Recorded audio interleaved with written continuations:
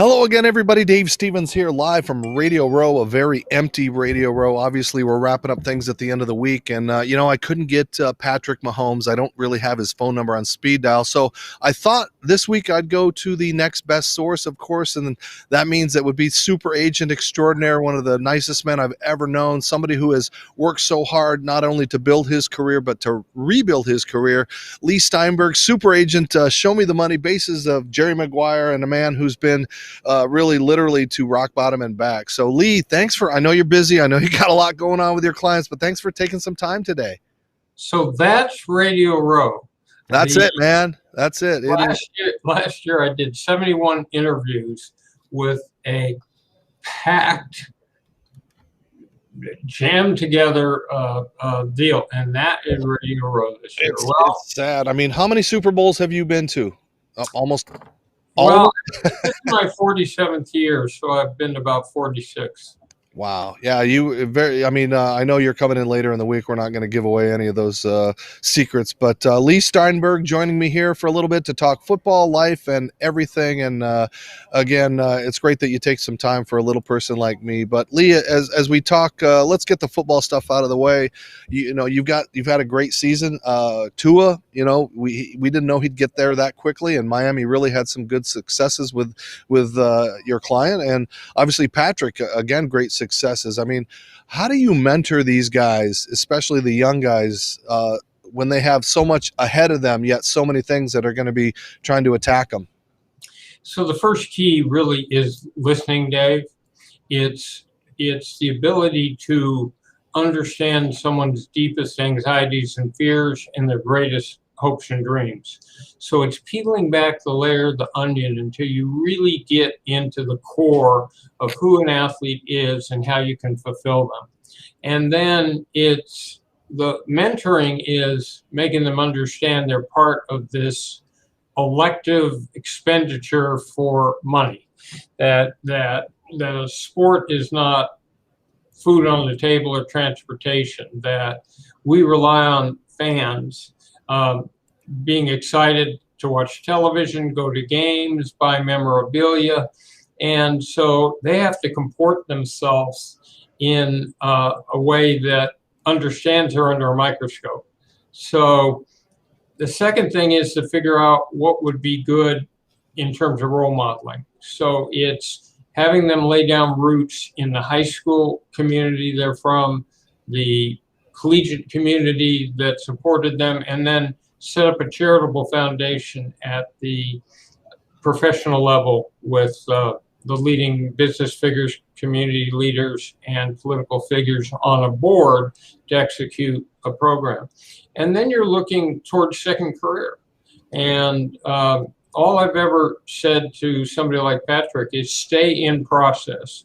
Don't worry about ultimate results. Just keep doing the things necessary to advance your career.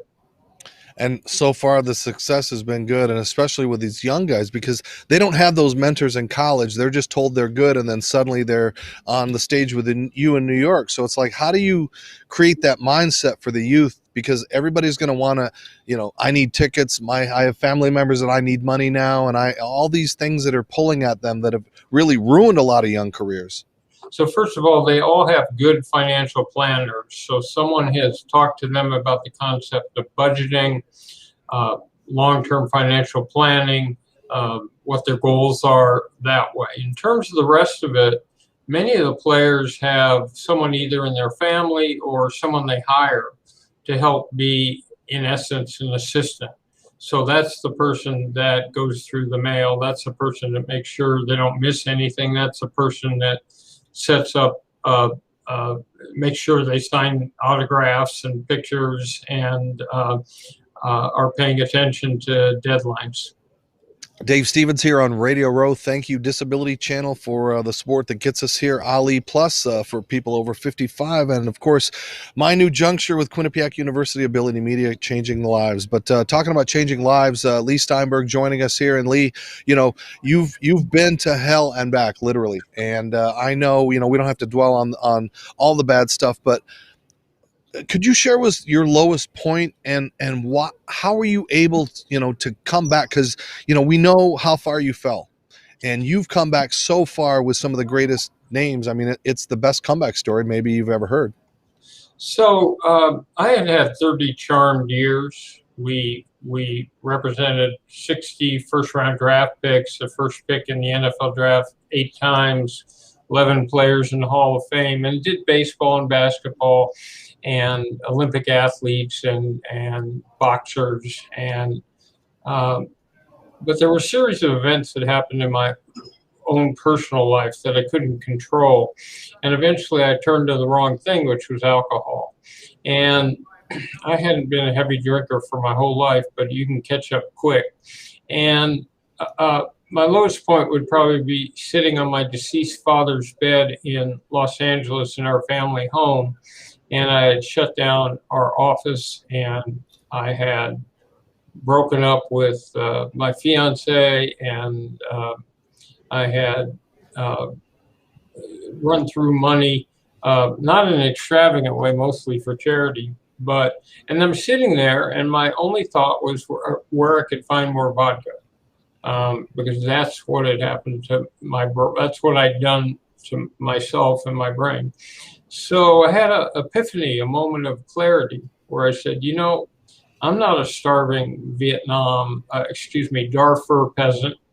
I'm not last name of Steinberg in Nazi Germany. I'm not, I don't have cancer. And my dad raised me with 2 core values. One was treasure relationships, especially family. And the second was get out there and make a meaningful difference in the lives of people and help people can't help themselves. And I wasn't doing very well on either of them, and I had no excuse. So I found a 12-step program with a unique fellowship, and did everything I was required to do. And next month I'll be 11 years continuously sober. That's the best news of all. And now I also know agents get a bad rap. I mean, there are some agents that really, don't always look out for their clients' best interest, but you've had a great track record. Obviously, Jerry Maguire, show me the money and all that kind of stuff. But how do you battle when you have to deal with the best interests of your client? And sometimes it's a business, and you have to go through some really unpleasant things with teams and things like that, because you want the best for your client. That's your job. And yet teams aren't going to give you the best value sometimes.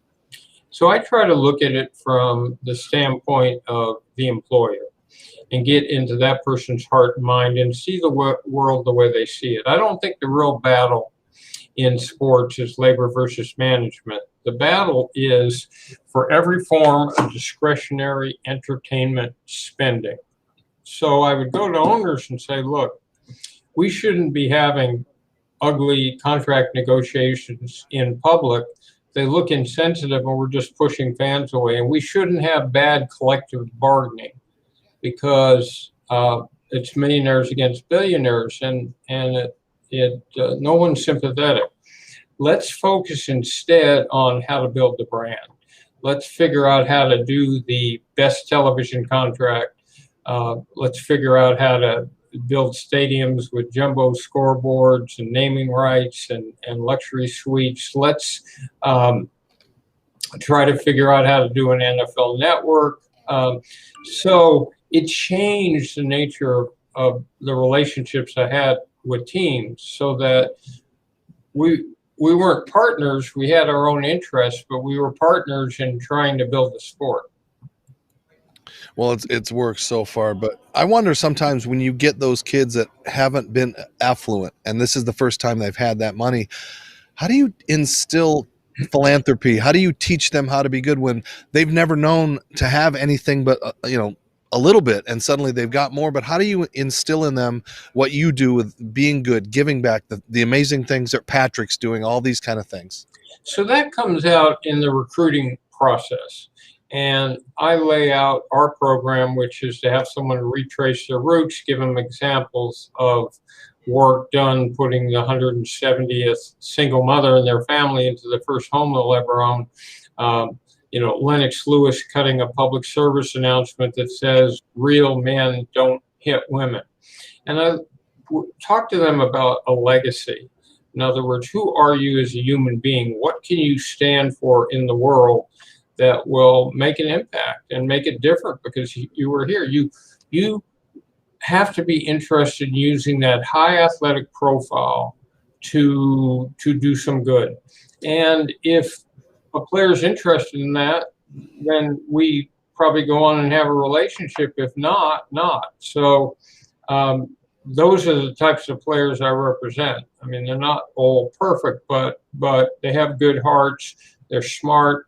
They are ambitious for second career, and they understand their responsibility as role models.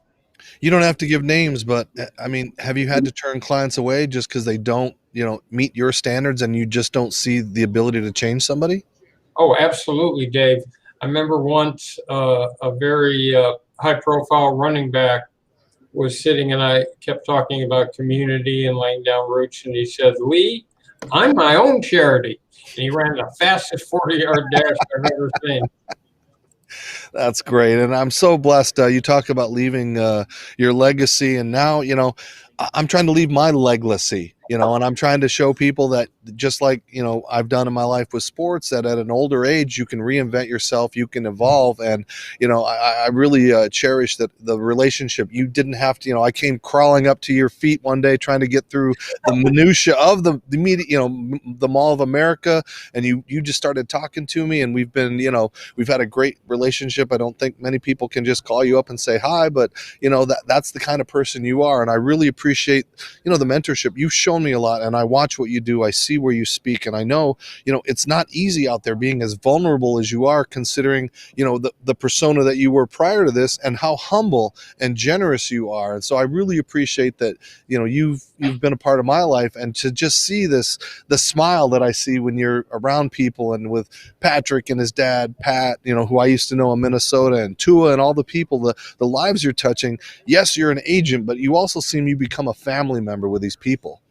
Well, that's really true. And first of all, I totally admire your tenacity. I have two kids that have retinitis pigmentosa, and so the oldest is legally blind, and the second is going there. So we've tried to focus on not what your inherent limitations are, but what can you still do.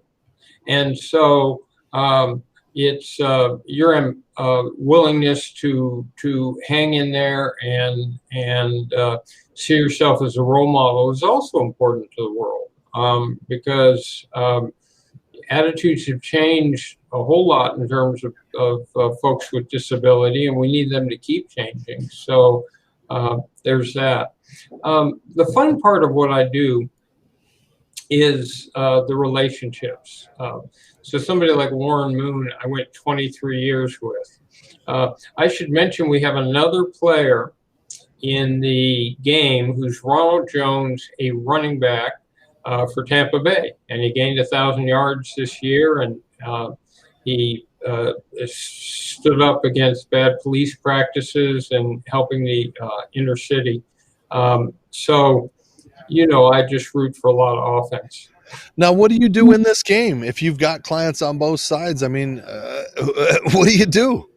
The biggest conflict was, I think, when Dallas played Pittsburgh back in 95 or 96 in Arizona, and I had all 6 quarterbacks on the 2 rosters. But what's worse is, I'd have a player like Bruce Smith, and he was trying to sack Troy Aikman, or I'd have a defensive back like Carnell Lake, and he was trying to pick off Aikman. So, you root for your players to do well, because this is the biggest marketing opportunity we have in American sports.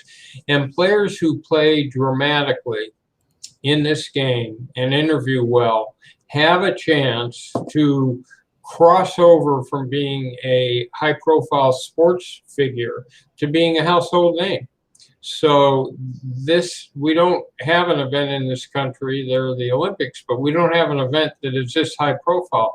And notwithstanding the fact that you're look like the only person at Radio Row, people are still writing and talking about the Super Bowl, and so it takes someone that's not a hardcore sports fan. They may not, and transcends that genre, to reach out to people that probably don't watch another football game all season, but they focus on this.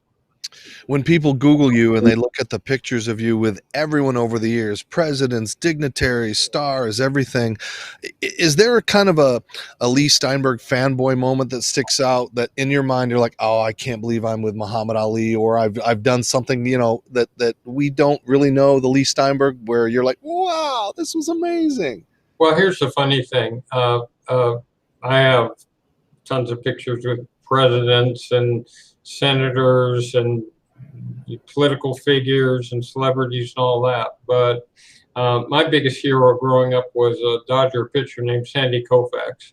And one day, I mean, I don't want to be a fanboy, so Right. but one day somehow I'll end up meeting him, and that will be a thrill. Oh wow! I hope that happens, man, because that's one of those things where, yeah, there's those special people that you really get to meet. And seriously, I'm not fanboying you. Meeting you, having Beth Silverberg as a mutual friend, and meeting you, it's just so, because you are the person that started all this. You are the one that created these contracts and helped these players build self-esteem and to create commercials and things like that. So What you're trying to say, Dave, in a very nice way, was that I was on the earth when saber-toothed tigers and woolly mammoths were around. When I started back in 1975, they didn't. A team could simply slam the phone down and say, "We don't deal with agents." There was no guaranteed right of representation. So Mike Brown and Cincinnati Bengals was always happy to do that. And it took a few years for that to be incorporated into a collective bargaining agreement.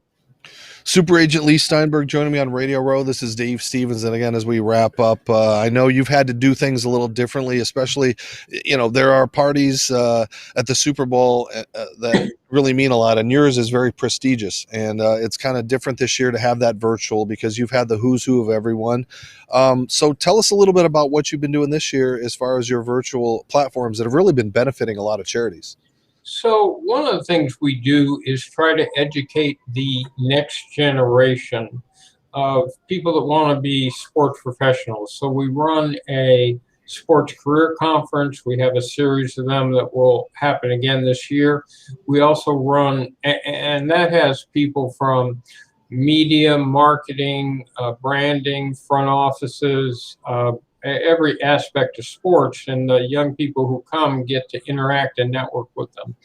And those people talk about their lives. And then we have the Agent Academy, where we actually get young people and we teach them how to recruit and how to negotiate and how to do a endorsement and all the rest of it. So those are sort of ongoing. And our Super Bowl party is always a fundraiser for worthy charities. So and you can see it on steinbergsports.com.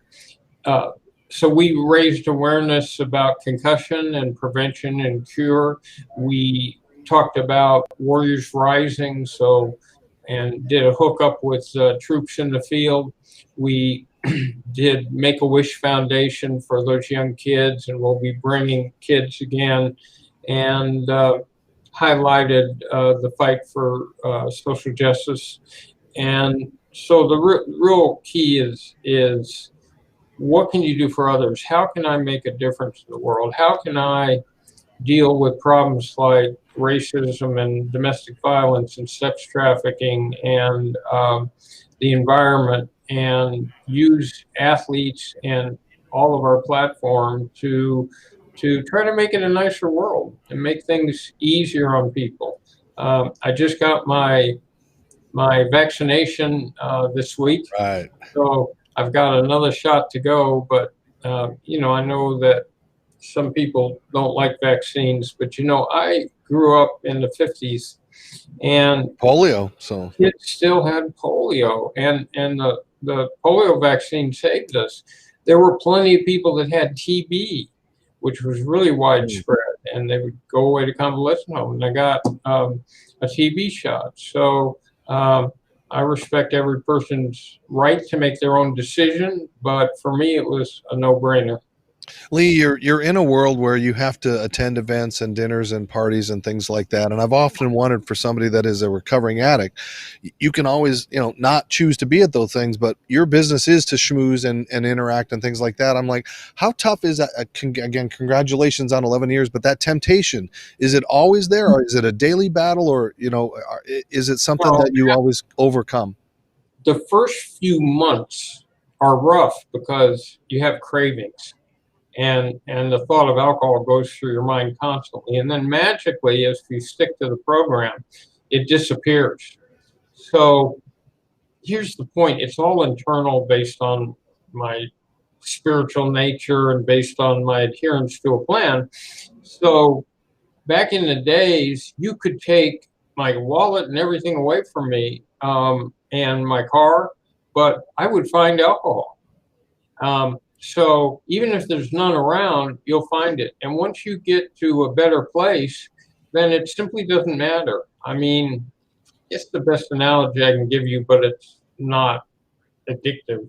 Is when I'm dieting, I love pizza, but it just sort of blanks out in my mind, and it's just not my food to eat. So no, it's not a struggle. Our world is awash in alcohol, and people who have normal brains can handle it.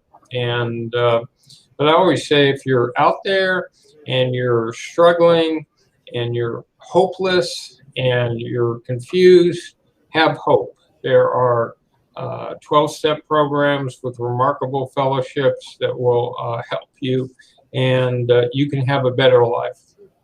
Well, as we wrap up, Leigh, again, thanks for joining me. Just a couple of quick questions. Have you ever gone into a negotiation and they just agreed to everything and you thought, oh, maybe we should ask for a little more? Isn't that funny, Dave, about human nature? I've written a book on negotiating, winning with integrity, and I speak on the issue. And I always say that if the fair market value of the car is $30,000 and you go in and you make that deal easily, then the person who sold always will tell himself, could I have gotten more money for that car? And the person who's buying will always say, he would have taken less for that car. So it's just an aspect of human nature. The current salary cap negotiations for rookies, there is a little bit of negotiability, but it's taken away holdouts and everything else, because teams have a maximum they can pay for that slot, and they get to it reasonably quickly. And so you can negotiate payout and a few little things, but it fits your hypothetical. As this is it, I just wanted to thank you. As a Boomer connection, I'm just curious, how long do you want to do this? I mean, you've been doing this forever. I know you're making an impact, but do you ever want to just relax and enjoy your kids and travel and do stuff? Well, my kids are grown, and the time you really need to hyper focus is when they're young, because they need you. But I have great relationships with my kids, and here's the thing: I picked something to do in the world where, if I wanted to work on motion pictures, if I wanted to write best-selling books, if I wanted to write columns, if I wanted to speak, if I wanted to innovate new technology that brings fans closer to the sport, I can do it all. So I didn't. I constructed a life based on all the things that I like to do, and so I don't even view it as work. I just view it as my life's activities. Well, we'll keep up the work, keep making the impact. And again, I know, thanks for joining this little fish in the pond here for a few minutes. I know you're busy. You're going to be heading down here, and I wish you the best of luck. I won't ask you for a prediction, so I'm not going to put you on the spot. I can do it. I don't mind. Okay, well then, who you got? Kansas City, Okay. 33-30. That's a good score. Us being older, I'm leaning towards the older guy. We want us older guys to rally, but the league couldn't have fixed this to make a better outcome. I mean, this is a Hollywood story, and the outcome for either Patrick or Tom Brady, it's just beautiful for the league. It's a win-win for everybody. Well, Dave, you may call yourself a little fish, but you got a big tail. that does a lot of good for people. So thanks to you for doing what you do. Thanks, Leigh. Leigh Steinberg joining us from Los Angeles, and I hope to see you next Super Bowl so we can hug and have a Diet Coke together and just talk about what we've been through. Sounds great. All right. Thank you, Leigh. This is Dave Stevens on Radio Row.